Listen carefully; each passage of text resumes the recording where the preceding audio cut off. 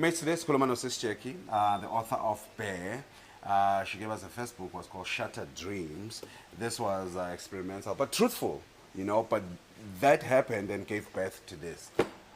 Ask Jackie, thank you so much for joining us. Thank you for having me. Okay? Guys. Still looking beautiful. Thank you. Sase. Happy belated birthday to you. Yes, to you too. Thank you. We actually share like a birthday month. Yes. Yeah, we're like 2 weeks apart. Did you have fun? I had the best of times. Yeah? I was turning 30, so Yeah. I did Complete, a lot of things. Yeah. Yeah? What did you do? I went, I was launching my book in Port Shepstone. I did that, and then we went skinny dipping. Yeah. And we had dinner. Yeah. And we watched movies on the beach. Okay, that's brilliant. Yeah. Are you happy that you have come this far? Shoo, I'm very excited about my new age and what I have done to get where I am right now. And it's quite fulfilling to see that hard work does pay off. Yeah. Yeah. And then the turning 30, does it put you under pressure? Because people, there's expectation from themselves that once I'm 30, I need to have done this and this? No, the thing is, I have sort of scaled what I need to do over the next 5 years. Yeah. I've got more fire. Yeah. I've got the books that are coming out. I'm doing my law degree. So I'm not really pressured to do anything. Yeah. I have paced myself very well. And I'm comfortable where I am. And the age is just age. Yeah. But I just feel like it's a sense of maturity that comes with it. And I think I've come to a place where I'm comfortable with myself. So anything that's outside doesn't worry me or faze me. I just don't care anymore. And that's absolutely freedom and happiness. Yeah. Once you've accepted who you are and what you can provide to the best of your ability and live your life. True. Once now you try and compete beyond what you can achieve. But let's talk about your book. Yes. Some might say very controversial. Always. Do you know what I mean? From Shattered Dreams to here. Shattered Dreams was like this diary of the things that had happened. Yeah. And it gave birth to this. I think also it is an achievement in terms of any book that is finished. Do you know what I mean? That's an achievement. It is, because writing on his own is so daunting. And I write from a lot of personal experiences, and I derive my information from my other sources. So it takes a lot out of me as a writer. I need to get into that deep connection with what I'm saying. So just to finish the product and self-publish it and have it in the bookshelves and have it online and for it to become a national bestseller and top a lot of international authors, South African authors, seasoned authors. It's amazing. It's amazing. Absolutely. I mean, if you look at your book at one point, and then there's Wilbur Smith down the line. You know what I mean? Is this real though? I never even thought about it that way, because somebody said, I just saw your book on top of Zakes Mda's book. So you were number 2, he was number 6. Yeah. And I'm like, Yeah. It says a lot about growth. It's beautiful. No, absolutely. And it's such an honor to be even in the top 10 with those people. So what does that mean? Uguba top 10, Uguba a national bestseller. What have you achieved? Okay, I'm self-published. That's an achievement on its own. Yeah. And to be a national bestseller, you have to have sold a couple of books. Okay. In South Africa, it's 4,000. And I actually got to platinum because I've sold 10,000 copies. Wow, congratulations. Yes, thank you.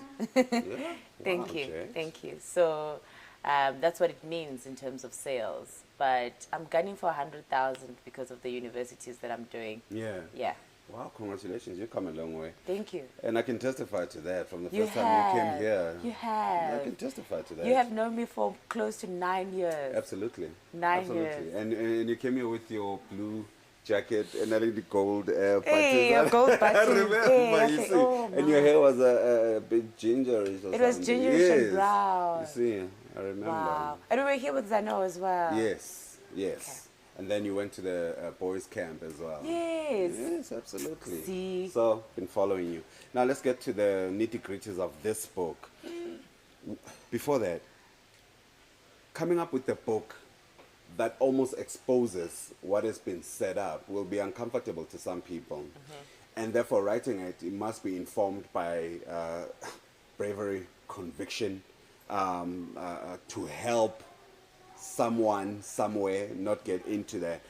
What were some of the anxieties that you had knowing of the information or and the things and the people that it might expose? Yeah.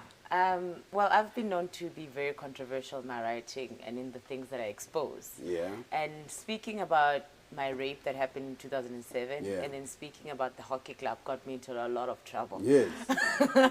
A lot of trouble. But I was prepared because I had planned to speak about it for a very long time, and I was not scared of the outcome because I had sort of placed systems in place. When things go wrong, this is going to happen.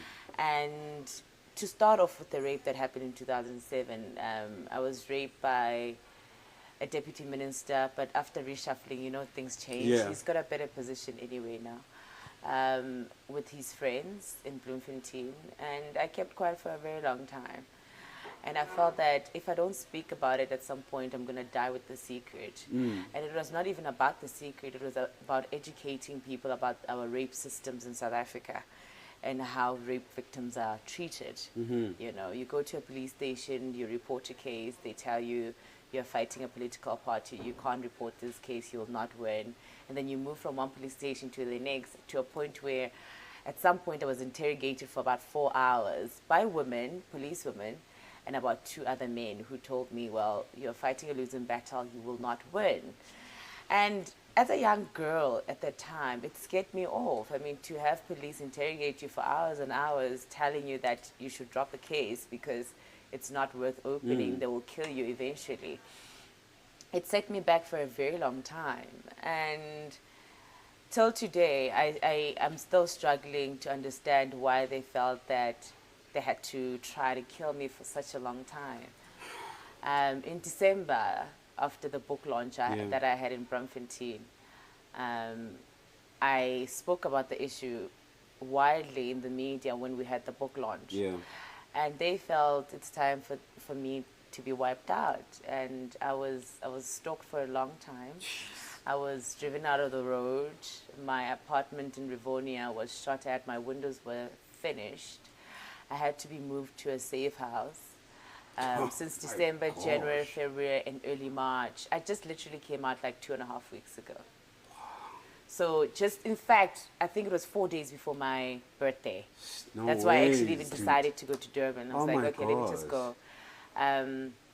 But I'm okay with it because I'm fighting for a cause bigger than I and bigger than you and me. You willing you to know. die for it? I'm willing to die for it because a lot of girls are suffering, and a lot of men in power, in position of power, are using that power to manipulate whatever agenda they have when it comes to women, whether it's in work positions, whether it's in relationship, whether it's in social circles. They manipulate girls and use women in all kinds of ways. And the girls and women who are in these circles are so scared to speak about it.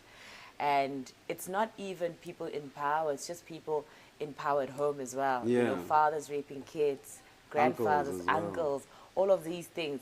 And the thing is, people they're not even aware that women also rape men. Oh, yeah. You know, and we turn a blind eye to that as well. So those are the type of issues I want to raise to the table and say, let's talk about this and find solutions that actually work. Okay. It almost sounds like unbelievable, you know, like it's a spy movie or something. Yeah. Driven off the road, getting shot at, and it's so serious. But our country is controlled by mafias. Okay, we'll get to that.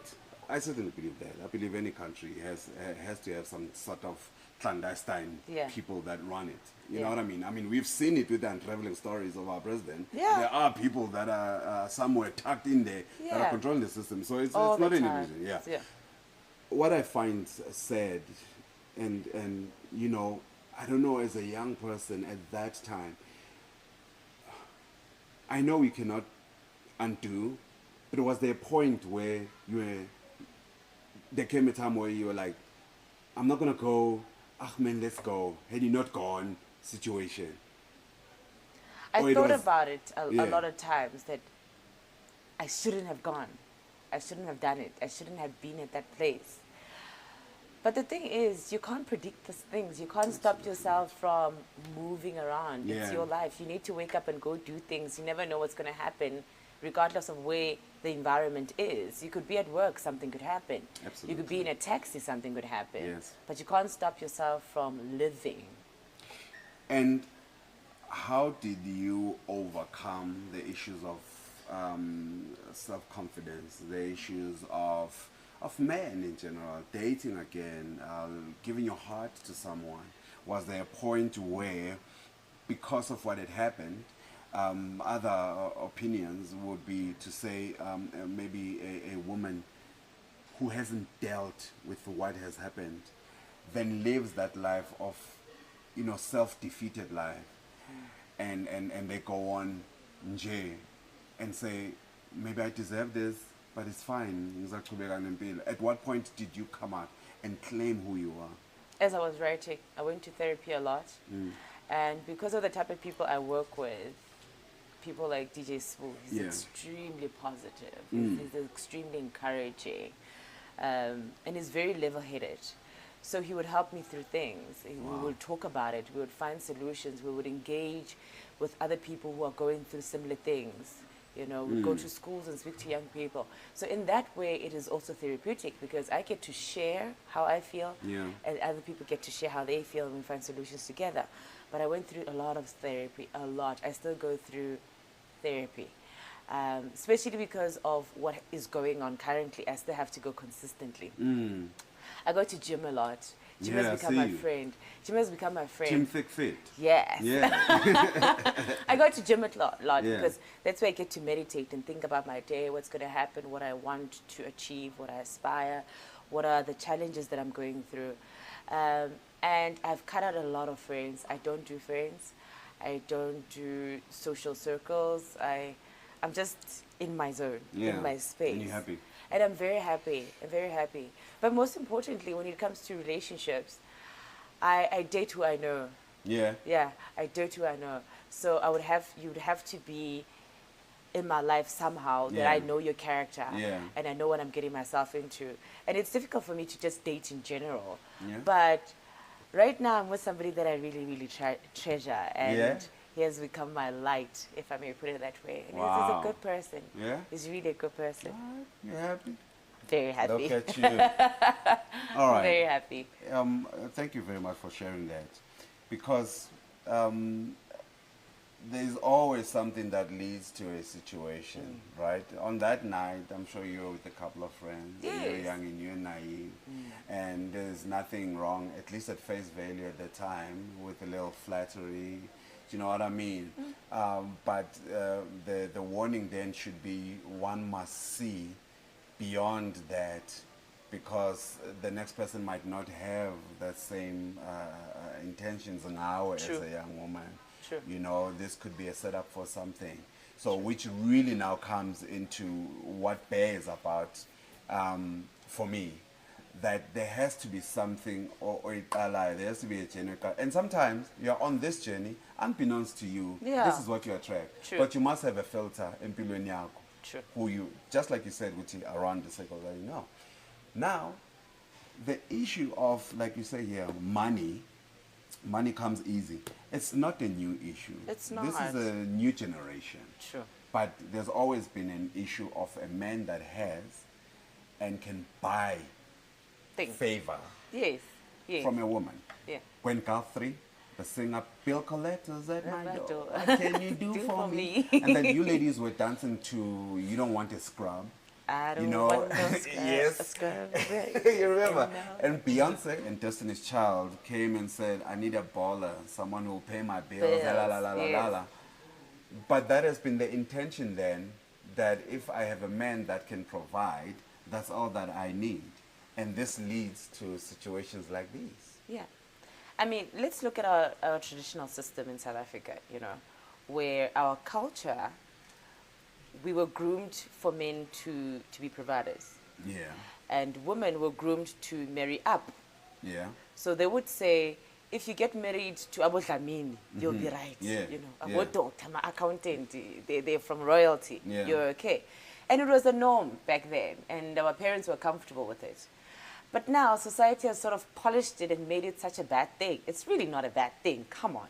It's not a bad thing to aspire to be with a good person or a person who has certain things that you aspire to have or you want to build with that person. It's not a problem. Absolutely not. The problem comes in the trade exchange. Yeah. When now you have an agenda and say you say, I want a relationship strictly for this. There's no love, there's no growth, there's no partnership involved. It's just you providing this for me and we'll see what your terms are. So if you can give me 10,000 Rand, the easiest thing for women to trade is their bodies, because sometimes they're not even educated, so they can't even say, I will help you with your business, I'll help you with this. It is, okay, I just have this and you have the money, can we trade that? So that's where the problem is. That's where my discomfort comes in. And I say, well, if you're willing to trade your body, and should your body have an expiry date, when you're 40, what are you going to trade? That's my question. Like Tupac said, we take your money and buy your girls with your money. Yeah. We're coming back to get on to the nitty-gritties. And for exactly what Author Jackie said, we're coming back now.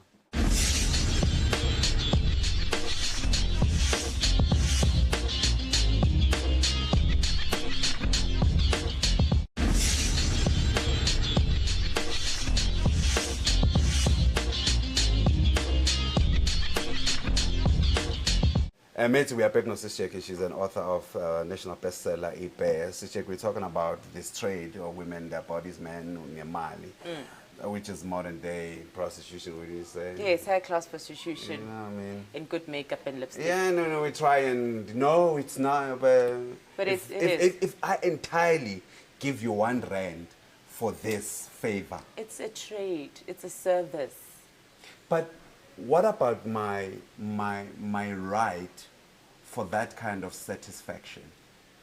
So we're talking about adult entertainment now. I am recognized when I'm 21 or whatever, yes, or when I'm 18, I'm recognized as an adult that can make certain decisions.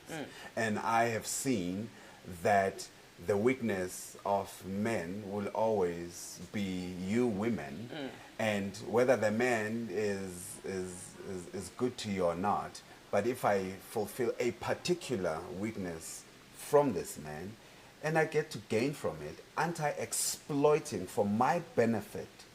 It is what exploitation. Is it is. But let us be clear in your intention then.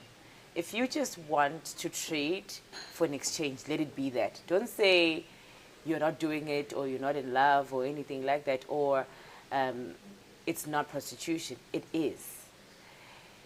But then if you say you're doing it to satisfy a sexual need, then that's something you keep in your back door, because it's like going to a strip joint, right? You're going there to go please your eye, and sometimes you would say, okay, let me buy a lap dance.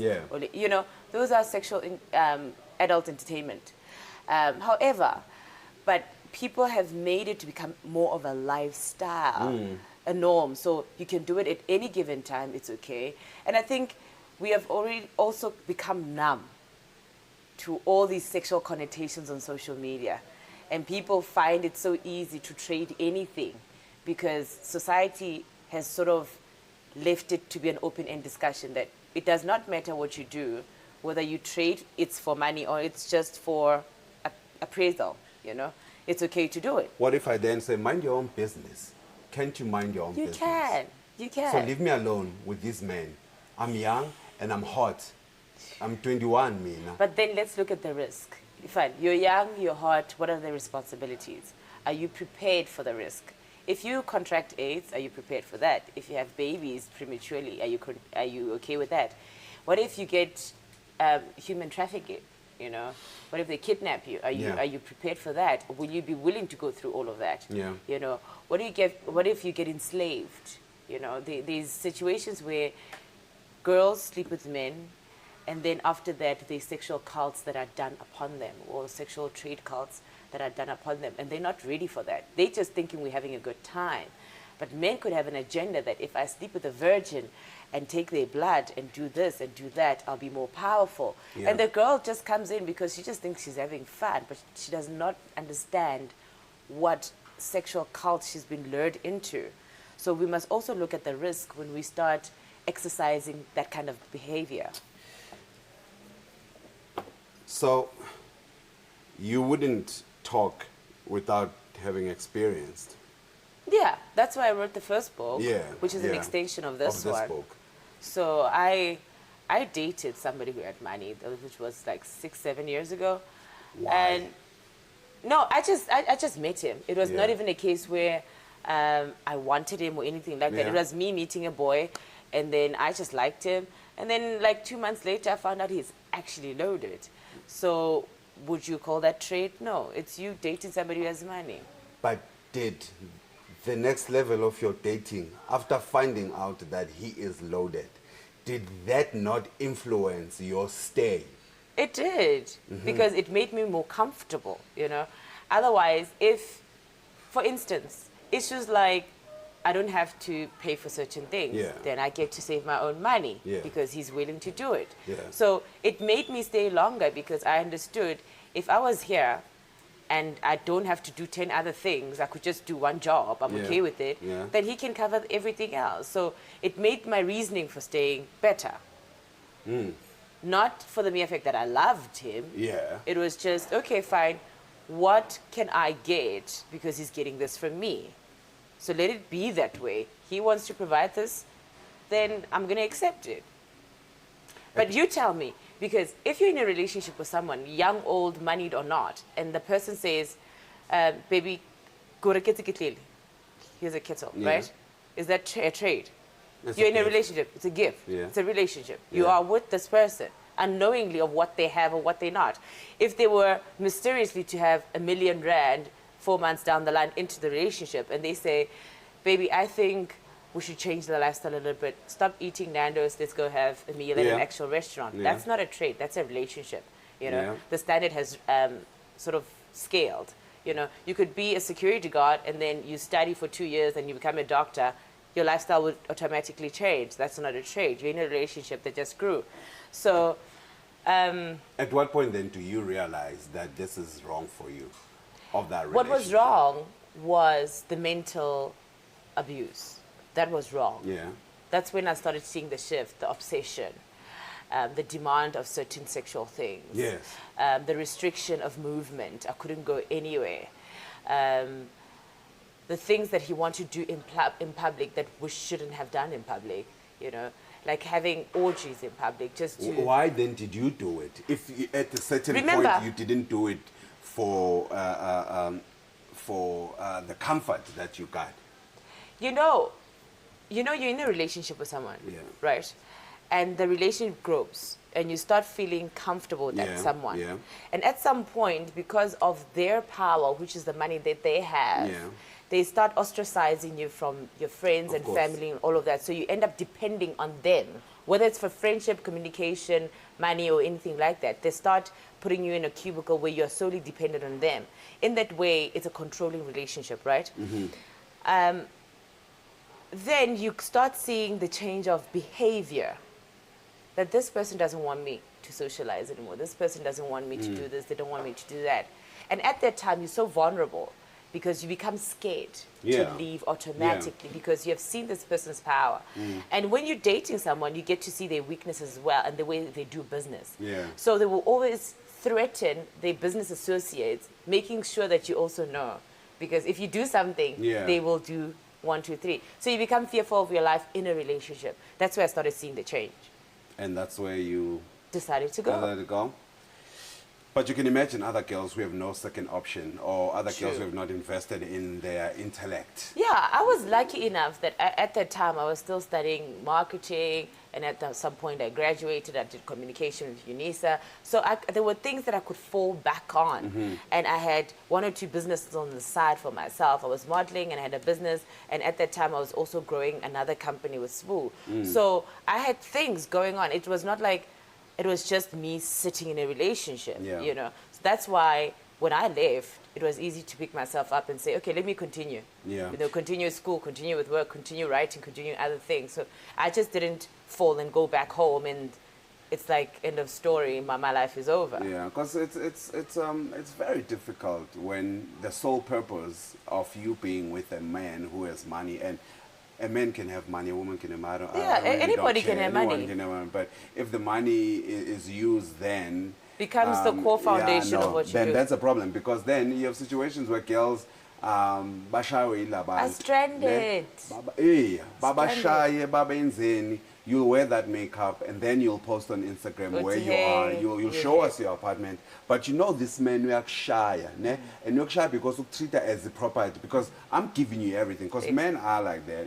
If I'm giving you this, I've got my conditions. I've got my condition. I've got my conditions. You know what I mean? And if I decide now,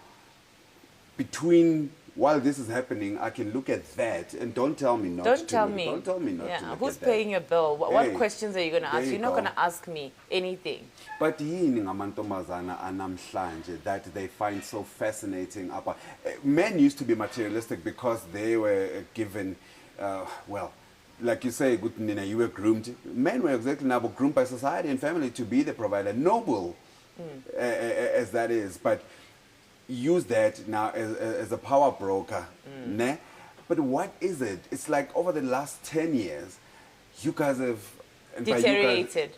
We have deteriorated. yeah, really, which is an irony, because you don't see the deterioration, right? Whether it's men or you. Yeah. But if we're talking about women and women in Instagram and women doing this and warning them, they've been straight up materialistic about this. Women have deteriorated in value and self-value and self-worth. That it's okay for them to trade themselves for anything. They're okay with it. They would even give you reasons why they will do it. They would even give you reasons why it is better for them to trade themselves. They will tell you, I've been looking for a job for 2-3 years. So I'm just going to sell myself to Uban Ban, Ubaba Ban Ban. I'm going to sleep with this pastor. I'm going to sleep with that one. It's so easy. And because society has made it okay that people can say they're going to sleep with 5 people, and it becomes a conversation where we all laugh. Nobody is reprimanding anybody. Nobody's saying, actually, you can't do that. That's not morally correct. Yeah. You know, it's like,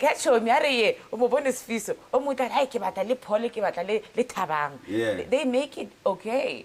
And because our families are so broken, we have no sense of going back and reporting to a father and a mother.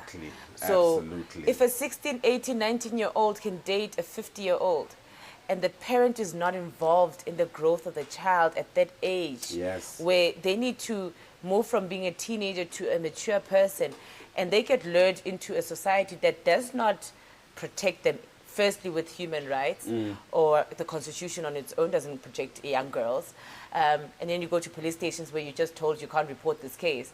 And then you have an incident where a child needs to move from a teenager to maturity, and the parent is not involved in that process. Then it's easy for them to get lost. It's easy. I share that point with you. You know, so our society and family structures are so broken that we cannot even have a point of reference anymore. Yeah, and the mangabe wena ujola no babos banbani and uleta E5,000, which is more 100% than we earning per month here. You know, we don't want to upset that. Magakushayile sikubuyisela kuye, right? Did you do something to upset him? Do you know what I mean? Were you wearing something? No, but you looked at other guys. You looked at other guys. You were on your phone and you got irritated. Kuninzi kutshela ukuthi ungabi sefonini makakhona nawe. And uyabona ukuthi sifuna le offense. And you know what? Even the mother perpetuates these behavior. You get mothers who are like, hey, but use your charm, Danam. You know where you got it from. Go use your charm. And then the mother is okay with the behavior.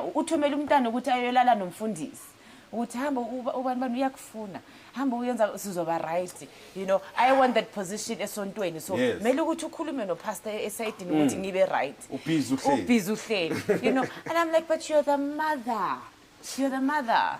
Yeah, but now I see what I hasn't. Perhaps nami my dreams are never achieved.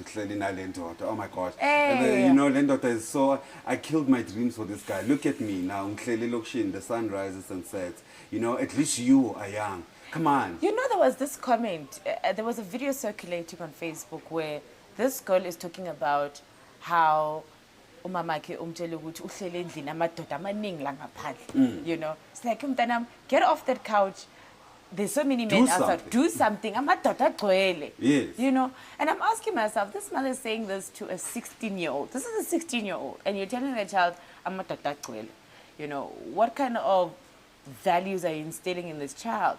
And then you've got social media that also puts this life as a glamorous life, which you need a man, go get this, go get that, so that you can slay. But then when things go wrong, where do these children run to? They run to the papers. And now you tell on the game, right? Yeah. Because your option, your cash cow is gone. It's gone. Because umuntu or exposer, whether a politician or whether a famous person, ne? That's why I share what you're saying with the parents. So, awunandaba. Awunandaba. Ukhalela nje ukuthi you are not getting an allowance of 15,000 lobo uyithola. Exactly. Do you know what I mean? Exactly. You don't care that your mom, your dad, your uncle, your aunt, your reputation. Your reputation. But you just want to tell people who yeah. I want my 10,000 long term salary and I'm exposed. Khona manje ngizoyenzani mina manje? Ngiyodla ikota ungazohlanya. That is so embarrassing. That is so deteriorating. Like, yes. That is just so. Our moral code is just gone. Such is the world we live in. Our moral code is just gone. But look at you, though, with this book, teaching people. We truly appreciate it. Selfless, sharing about your life. It's not easy to talk about and reenact the event that happened to you. But in order to help even one girl out there, so we thank you for it. Before you go, I want to ask about the hockey club. Just in general. Hockey club. And these things we see in movies. They are alive. They might not be done by this particular circle of people. Yes, but somewhere but it happens. It's happening. It happens.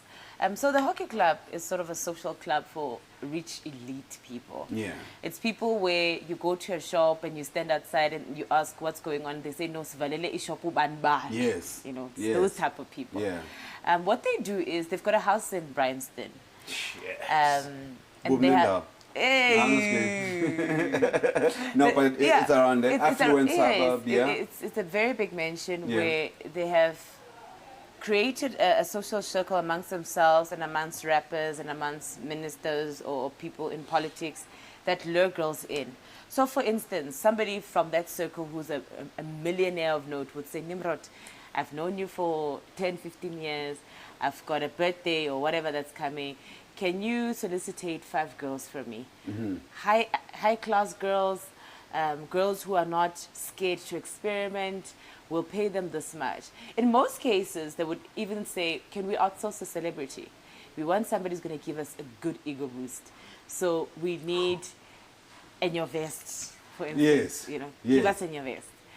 And you would go to Casper and say, Casper, oh guys, this is not Casper. It's just an example. But so you would just say, Casper, it's Mr. So-and-so from Libya or from South Africa somewhere. He would like to book you for 2 days in exchange for he wants you to dance for him or sexual things or entertainment, and he wants you to accompany him to something, but he wants to offer you 300,000 in cash. And Casper would negotiate and say, no. I mean, I don't want that kind of money in my account because it will, I'm a celebrity, it will SARS and whatever. Can I have it in the form of a car? Okay. And then a car will be delivered. And then they would have these sexual transitions, trades. Other girls will say, I want a holiday, I don't want cash, I want a handbag. Can you get me an apartment instead? So hashtag Mauritius, hashtag Dubai. We all know these things. Oh my God. And then you see these girls. Like, a girl is 25, but they're on a private jet that costs 40 million. They're flying from where to where. Yeah. And you ask yourself, how does that happen? It's the transitions that happen in the hockey club. That, okay, this is what you will do for this rich person, and they will fly you and your friends maybe to Durban, July, or whatever with their private jet, or they will take you on a holiday. But most of the time, it's with unprotected sex, there's drugs involved, there's lots of money involved, there's lots of traveling involved. Sure, hi, fascinating. Sister Jackie. Thank you. Author of Bear. We thank you for coming to the show. Appreciate it. As always. Yeah, man, looking good. Thank you very, very much. Where can we find it? Exclusive Books, CompuBooks in Pretoria has copies now. Exclusive Books, CompuBooks, CNA on my website, jackiephamotse.com, and Amazon. How much? It's 200 Rand. 200 Rand to save your life, and spare you the trouble of trauma for years. Just in Malengago, right? Wow, so I've got a copy, so you go get a copy as well. Ne? It takes one to teach one. The villager is raised there. She comes back to the village, and help the village to think even better and how it treats its children. Like Utata said, you judge a nation and how it treats its young. So we'd like to thank Author Jackie Phamotse, the author of Bear, which is out now, National Bestseller, for coming to the show. And we hope that we've been some help. You can sit and say, but we told you. When it happens, we told you. All right, stay with us.